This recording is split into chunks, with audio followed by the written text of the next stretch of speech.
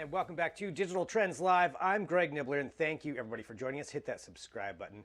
Maria Ressa is an award-winning journalist, a 2018 Time Person of the Year, and the founder of Rappler, a Philippines-based news organization. She and other investigative journalists are the subject of the documentary 1,000 Cuts, which will open in virtual cinemas in the US and Canada on August 7th and is directed by Ramona Diaz. And we're joined by both of them right now. Maria and Ramona, hello. Thank you so much for being here. Thanks for having us. Maria, I did want to start with you, though. There's a particular term I wanted to talk to you about, and that term is cyber libel, which you were convicted of in June in the Philippines with other possible charges still rolling in. And to clarify for everybody, can you tell us what cyber libel is and what led to you being charged with this? I don't even know, I hope you saw me roll my eyes when you asked me what it was. What is it? It was a law that was enacted in 2012. It criminalizes, it basically takes libel and then pushes it into the digital age. Our case is a test case. It's really the first time that it's being rolled out in this way. And the fact that the cyber libel case that was filed by the government. So in 2018, the Philippine government essentially weaponized the law. It filed 11 cases and investigations against me and Rappler in a little over a year. Um, I have an arrest warrant. This was the first time I got arrested, just in time for Valentine's Day last year. And I think two things stand out about this. In order to convict me and a former colleague, the legal acrobatics are laughable. The government, the justice system had to change the period of prescription or the statute of limitations for libel from 1 year to 12 years. That was the original decision. We appealed it, and then she doubled down. Judge Montesa, doubled down and then made it 15 years. And then the second thing is this novel concept of republication. So what is it? This is one of the many ways that the Philippine government has weaponize the law to try to harass and intimidate me and Rappler. I mean, we're not the only ones, right? The largest broadcaster in the Philippines, ABS-CBN, has been shut down. And this happened during a pandemic. Wow. I mean, and this attack on journalists is certainly, a theme of what we're talking about here. And that's actually, Ramona, I wanted to go to you to talk about 1,000 Cuts, and with this movie in particular, following these investigative journalists around, what were some of the big challenges that you had with producing this documentary? Following Maria around the world. I never, I don't do breaking news. It's not what I do. In my past work, I immersively spend time with people, right? So Maria became breaking news as we started filming her. So that was a challenge because I don't know how to navigate all the other reporters that were coming on, like whenever she got arrested, that would sort of come in droves, right? And then leave. But I just realized, if we just keep on staying, then we'll get the best things, right? But that was a challenge. I'd never filmed anyone that was breaking news all the time. And of course, it was also a challenge just because progressively became, sort of in the crosshairs. Yeah, she was in the crosshairs of the administration. So that was a little troubling as well. So we had to really figure out, is this, are we okay with this? Are we okay with um, the risk, if there was any, covering her? And once you figure out, yeah, you're okay with it, then you go. And of course, I had to be very sure that my local crew also, that was key, that they were okay with it, because they would stay, I would leave. I live in the States, I go to the Philippines to film, so that they would be okay with it, because they were the ones who had to um, who live there, right? So those were the challenges. That's incredibly challenging. I can only imagine going through all that. Maria, back to you. Something we wanted to talk about that we bring up a lot here, and that's dealing with misinformation. And you've worked as a fact checker for Facebook in the Philippines in this fight against fake news before. Can you talk to us about what that's actually like? Wow. So yeah, we're one of two Filipino fact checkers. The third one, Agence France Press, operates also in the Philippines. But look, uh, looking at content moderation alone is a game of whack-a-mole. And I think the entire world was slightly derailed because that was the way we looked at this problem first. And what is the problem? And, let me define that. This time, more than at any other time, again, emphasizes that information is power.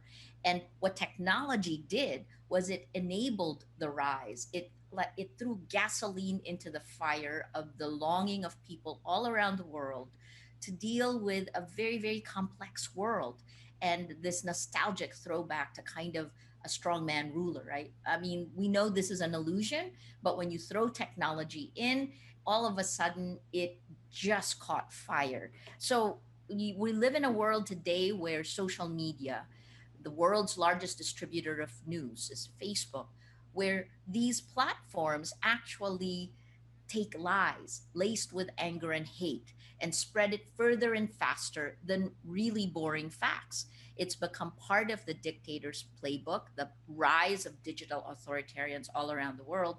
I mean, look at the United States itself, right? You have data that proves as early as 2016, Russian disinformation networks targeted Americans on two sides of an issue that is now erupted. One of the fracture lines of society that has been pummeled was Black Lives Matter, right? So you have this data. This has happened all around the world. Social media is essentially, with micro targeting, a behavioral modification system that takes everything we are and then takes our most vulnerable moment to a message and serves it up for the highest bidder, whether it's a government or a company. And this is part of what has eroded democracy all around the world. And I would say in the Philippines, where Facebook is essentially our internet, it's literally killed it.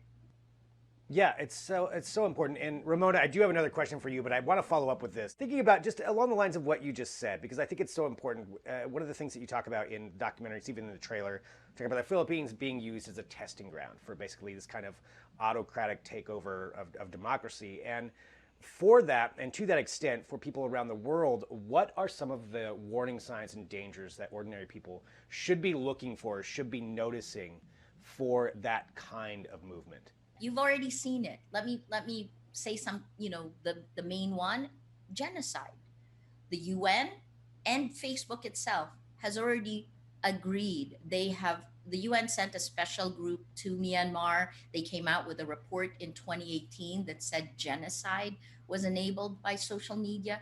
Facebook did its own independent study, and they came out with the same results.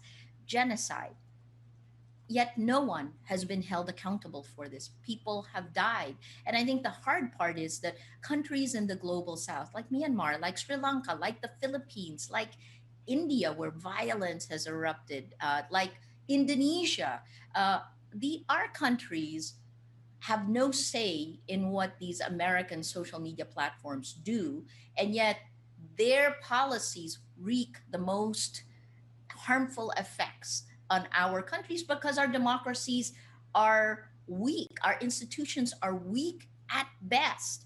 And now, what you've seen in the Philippines, for example, a drug war that was enabled by Facebook, right? The first people who came under attack in 2016 were normal people who were questioning the deaths in the drug war. These are brutal deaths. In July of 2016, we had one reporter going out every night.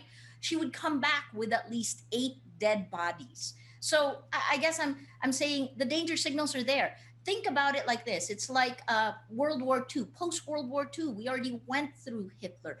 The atom bomb went off, and in that time period, humanity came together to prevent us from killing ourselves, right? To prevent the worst of humanity from coming out. This needs to happen again. After World War II, you had Bretton Woods, you had the UN Declaration of Human Rights, you had NATO, right? All of these things were formed after that. What do we do today? Because the fabric of our societies, our democracies are dying. And the rise of these digital authoritarians and the kinds of far right, far left, the extremism, the move to extremists, that's built into the design of the platforms. The impact is already there. It's whether or not we accept this. We, meaning tech, right? They've got to own the problem before they can fix it. And look, the incentives are the other way. There have no incentives. We watched Facebook's um, uh, revenues increase. So we have to somehow tie the revenues with protecting the users. That's the other part. The rise of hate speech, even the definition of hate speech is too murky. What's happening in the United States right now, hashtag stop hate for profit, is only a first step because it is built into the DNA of these social media platforms, and it must be addressed. It must stop. Legislation takes time. So I really do appeal for enlightened self-interest on these groups. Ramona, to you to this extent, for 1,000 cuts, what would you like people to take away from watching your documentary? For 98 minutes, you walk in Maria's shoes. What does that mean to walk in someone's shoes? Someone who's been targeted by the government, who's who has lived with trolls for 4 years. What does that really mean, right? Um, and hopefully, the film also explains in a very clear way what um, fake news is, right? Or how disinformation spreads. I think it's very clear in the film because usually it's that's so abstract for people, right? So what we try to do is really um, make that narrative clearly. It really unpacks it and shows it to you graphically how one account can really affect millions of other accounts. I think that's what the film does best. So um, but yeah, it's just experience. So what's someone like Maria in the Philippines going through, right? And you can imagine it also in this country. It's happening here to journalists as well. Well, it's just, tremendous what you've put out here. And I want to remind everybody again. So August 7th, the US and Canada, where it's going to be available. So for virtual cinemas, where everybody can go watch it. And then later on in the fall, it'll be available other places in the world. And it's just a tremendous honor to talk to both of you. And Maria, Ramona, thank you so much for joining us here on Digital Trends Live and for all that you do. And I encourage everybody to watch the film and just follow along with what you're doing. And thanks so much for being here. Yeah, thank you. Thank you for amplifying the film. Thank you so much.